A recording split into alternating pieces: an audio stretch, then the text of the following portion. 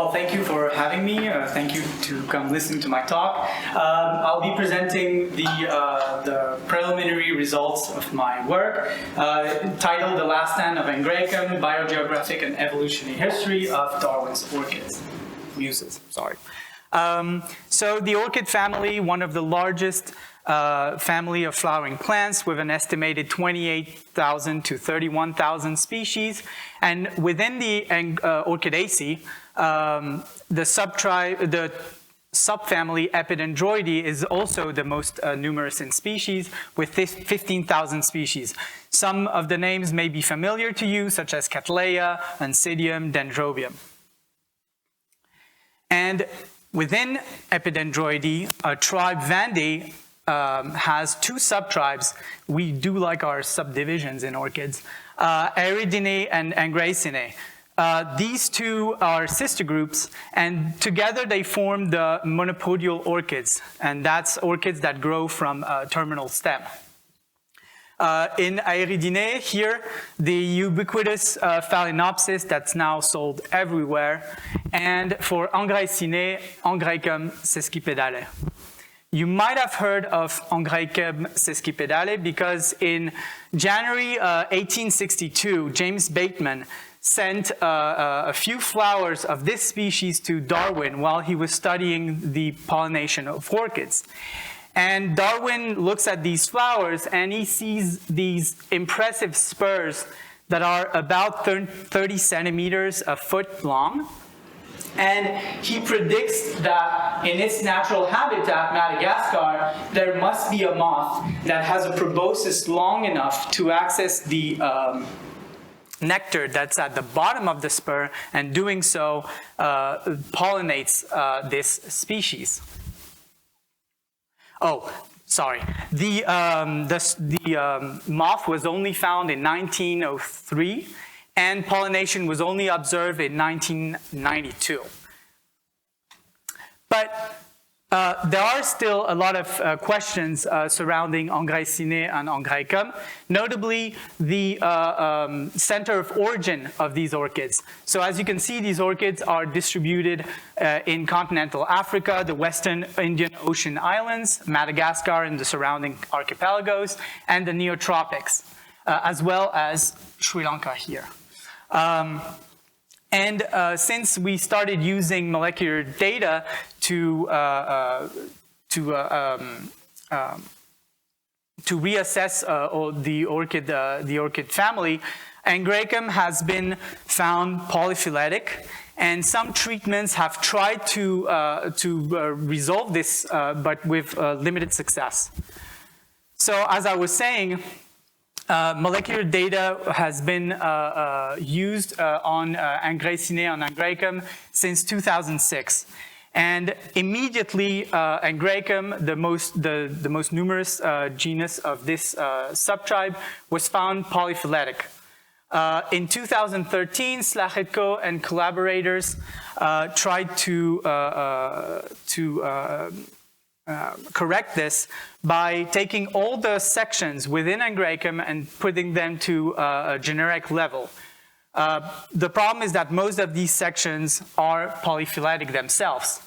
And these results have been confirmed all the way to recently. And the addition of more markers only gave us more resolution within the subtribe with 3 main clades. Based on this, I had 3 main hypotheses for my work. The first one was that the center of origin of Angraecinae is Madagascar. And for this, we would have to first recover phylogenetic relationships in the subtribe, then estimate divergent times, and finally reconstruct ancestral areas. The second hypothesis was that a monophyletic Angraecum genus can be recognized. And finally, because some of these sections are polyphyletic, I chose one of them, section pectinaria, and decided to work on it, and because it is not monophyletic.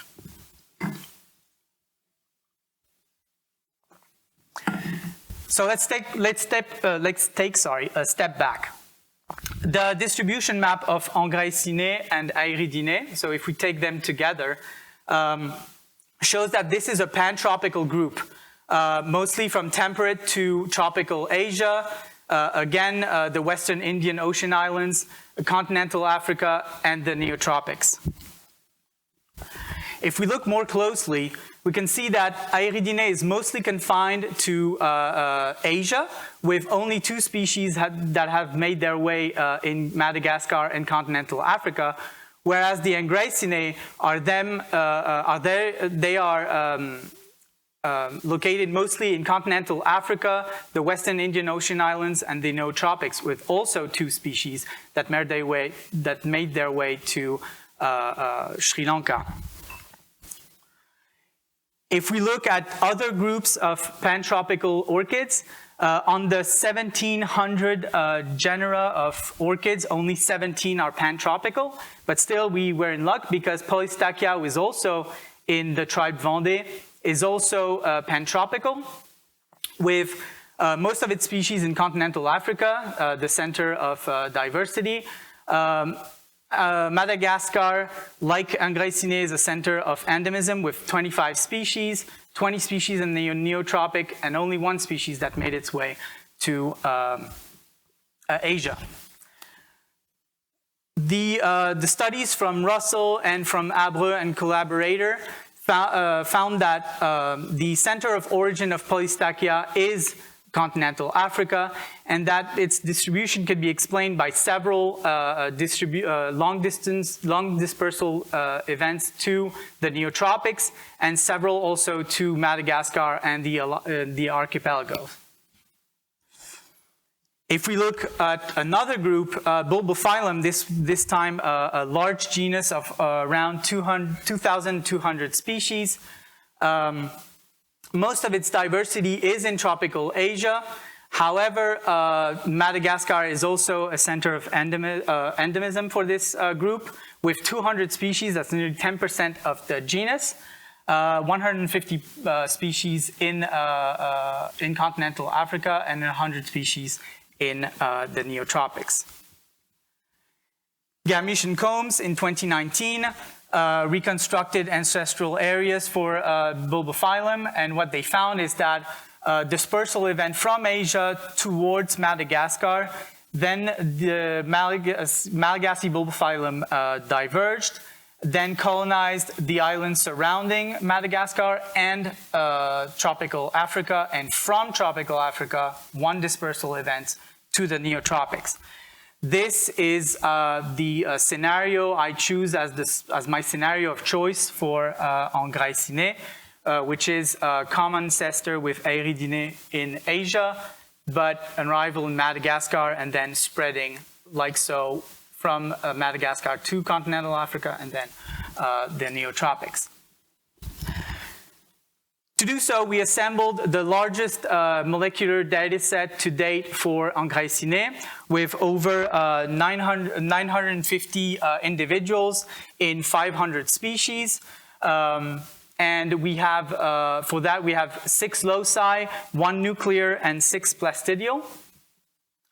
So, as you can see here, the first result we have, so this part of the tree is on top of this one, but for simplicity's sake, I've put them next to one another. So what we recovered is 1 large Afro-Neotropical clade here in blue, sister clade to a small clade of mostly Western Indian Ocean island Angraecinae, which are called the Vitsi-Angraecoid. And finally, both of them are sister clade to the Euangraecoids, grouping Angraecum here in cyan with Jumelia and Aerantes. One of the main results is also that Angraecum is indeed polyphyletic. Here you have Angraecum sensu stricto, and here you have a group of species that are not closely related to these ones. Another result is that unfortunately with Sanger sequences, the internal nodes within Angraecum are very weak, And so it prevents us from doing much more evolutionary hypotheses on the group. However, there's still interesting things to say. Mainly the inclusion of 3 small monotypic or small genera within Angraecum. So here, Sobenicophia ambertiana, which is sister group to Angraecum section Angraecum. And I don't know if you can see it clearly here, but these labellums are trilobed in both of these species.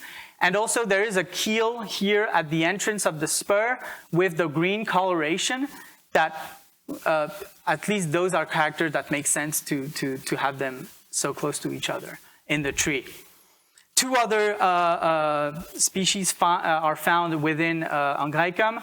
This is Lemurorchis madagascarensis, found for the first time, recovered for the first time within Angraecum, and Eoniella polystachys. And those 2 species are in a group with Angraecum terrestre and Angraecum dives that have this kind of morphology. They're kind of oddballs in Angraecum. They're also confined to continental Africa, but the node supporting this group is very weak. So again, this is something we need to go further with more data. The well-defined morphologically, the morphologically well-defined sections such as section Perien-Angraecum and section Arachne-Angraecum are retrieved.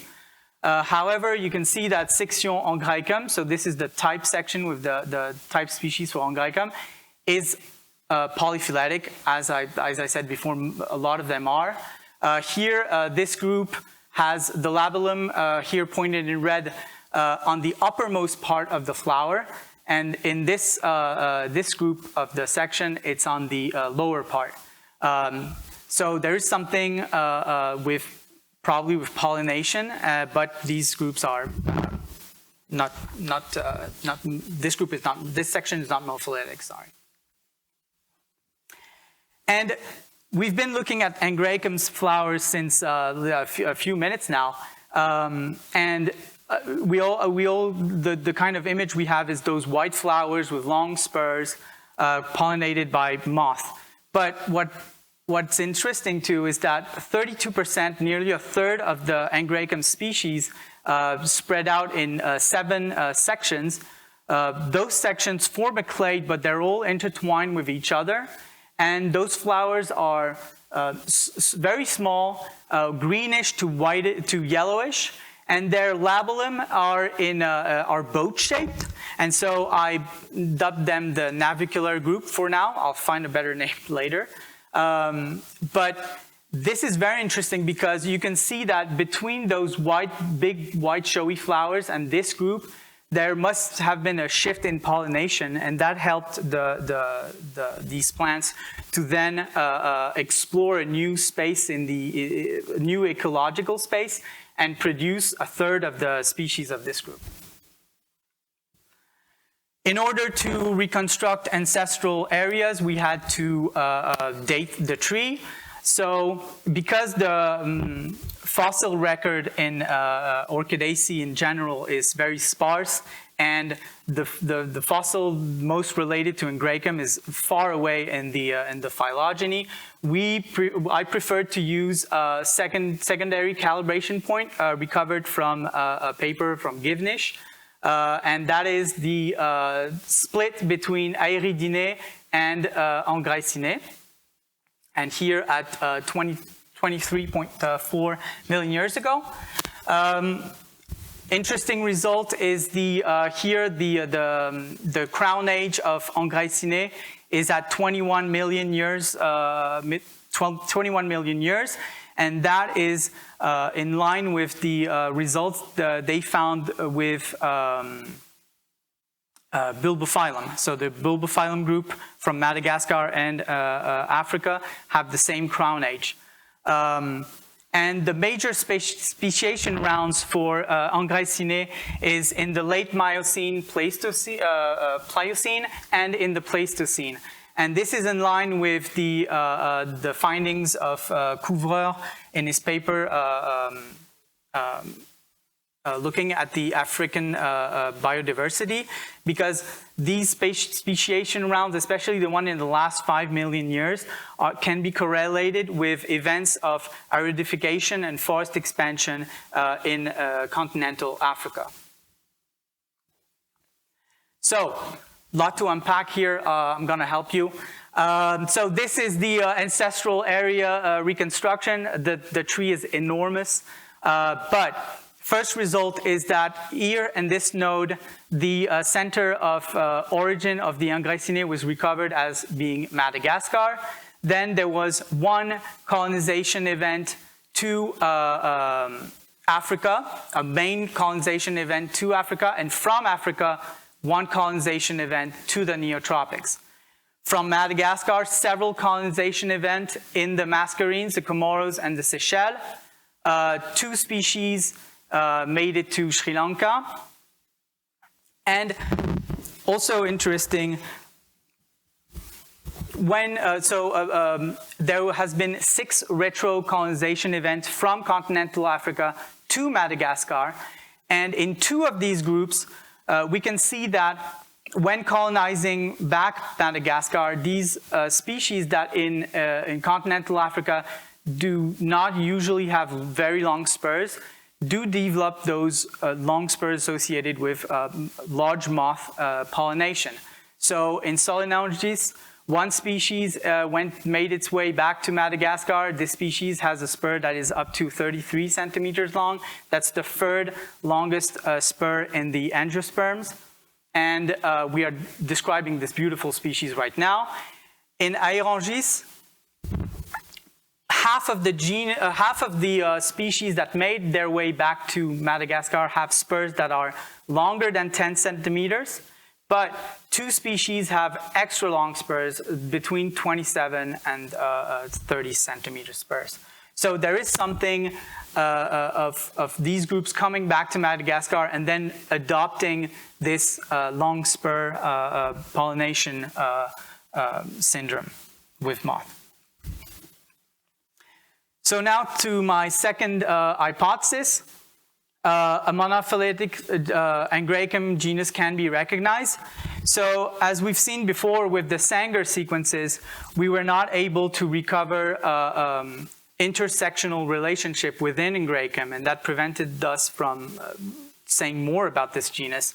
So my idea was to use the angiosperm 353 probe kit to compile a next generation sequence data set, and with the help of this extra data, help me to propose a natural classification for the genus.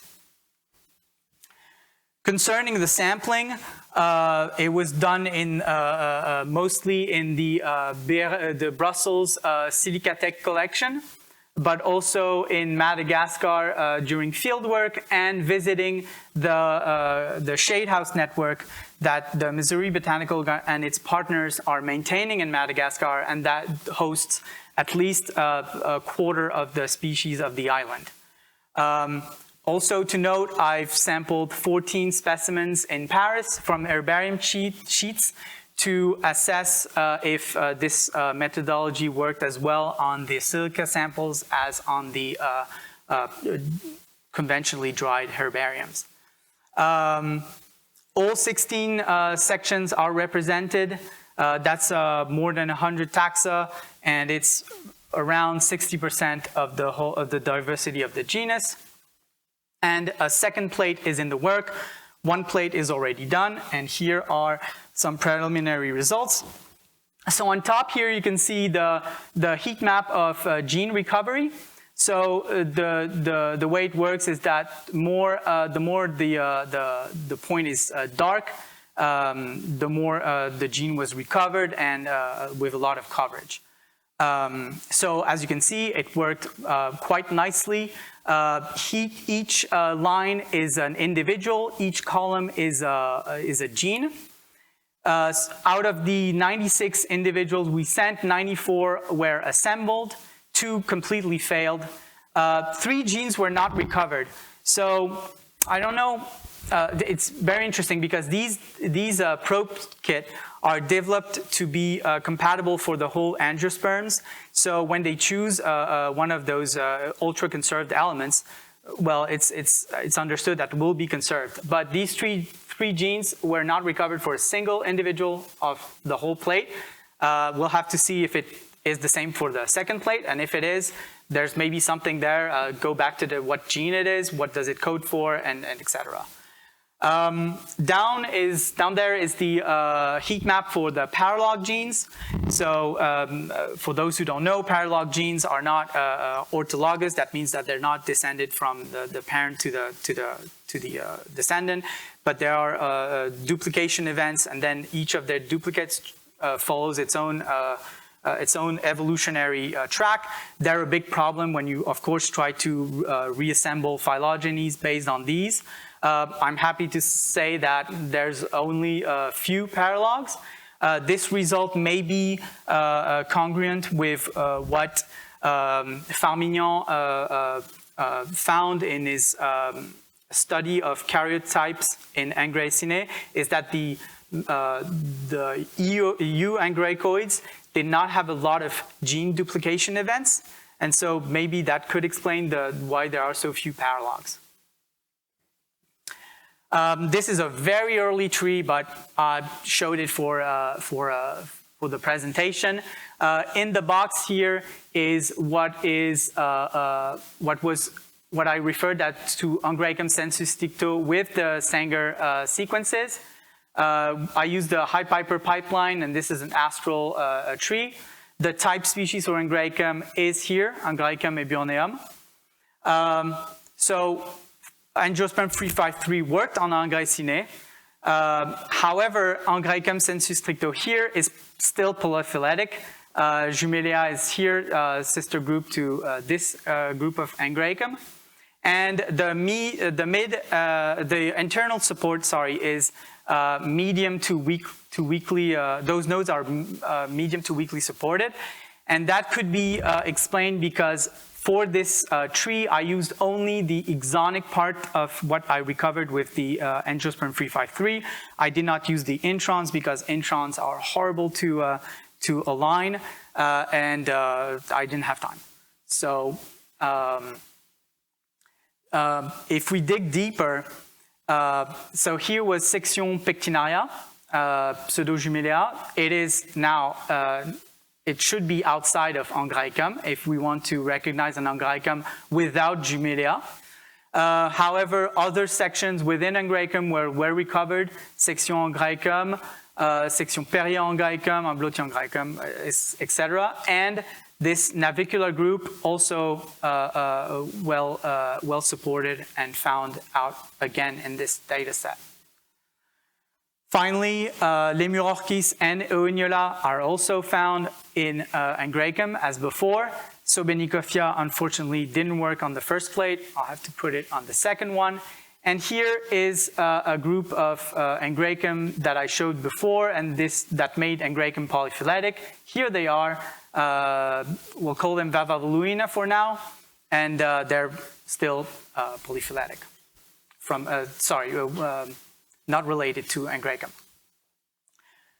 So let's dive in. The third hypothesis was section pectinaria is not monophyletic. Indeed, it's not, because most of these species were classified in section pectinaria. So for that, we'll have to identify synapomorphies for this clade and describe it as a new genus. A little bit of history. In 2016, we were given a manuscript that was not finished from Bosser, who was the previous, the late expert on Angraecoid orchids in the Paris herbarium. And he started the description of these two species, and with the help of the specimens we gathered on top of what he had, we were able to complete this description and publish those two species. And immediately, those species struck us as odd, but we, still published them under Angraecum.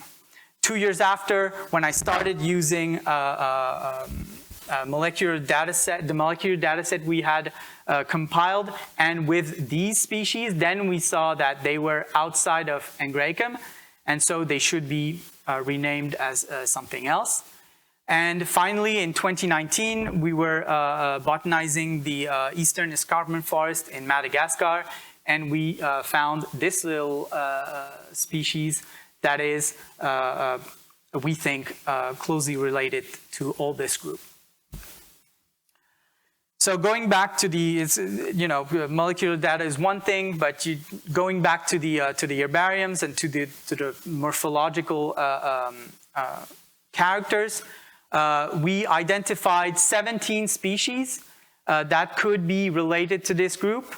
16 types were observed during my visits in herbariums. They're now on loan at the New York Botanical Garden. One type, unfortunately, Angraecum microcaris, is thought to have been destroyed in Berlin. It's not a well-known species. I think it was described on the basis of a single specimen, and it's a description from the 50s, so we'll have to deal with that. Also two new species, the one I showed you before that I want to call punctata because it has punctuated leaves, and one from Réunion. While the synapomorphies are still to be determined, I found out that the labellum is mostly trilobed. I don't know what happened here, but there should be another one. Even if they're not, even if it's obscurely so. There's the presence of hairs at the entrance of the spur for every of the species I've looked at, and then I'll have to look at the antercap has weird weird things going on, and the rostellum also is very peculiar. So I have to study those in more detail to get real good synapomorphy for this group. So, to conclude, Madagascar is the center of origin of Angraecinae, as we have shown. The exchange between Madagascar and Africa seemed to be mediated by pollinator shifts. For the NGS data, more work is necessary, including those intron sequences within the alignment, and adding a little bit more specimens to get a good recircumscription of Angraecum. And this group that I want to name Vavaveluine was consistently retrieved not only in Sanger, but also with our NGS data. And so now it's really back to the morphological side of the work, so back to the herbarium. In perspective for short term, as I said, finishing working on this NGS extraction and the data set, redefine Angraecum with the results we have, and identify those synapomorphies for this new genus, and then revise Angraecum section pectinaria. And the long term, a lot of work with other remaining Angraecum section. This is a work that previously was done by one person somewhere in an herbarium. Now it's not possible because of the amount of data and the amount of specimens.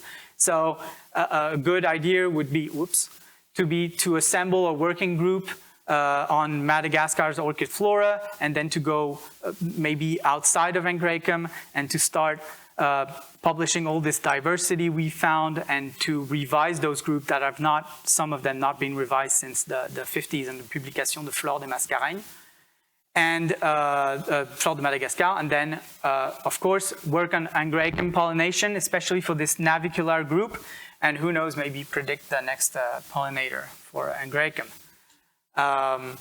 I'd like to acknowledge many people. I said we a lot, we, it's not because I'm French, it's because this work wouldn't have not been possible without all these people. So I really want to acknowledge their input in this work. And yeah, thank you for listening to me. Yeah, and for your questions.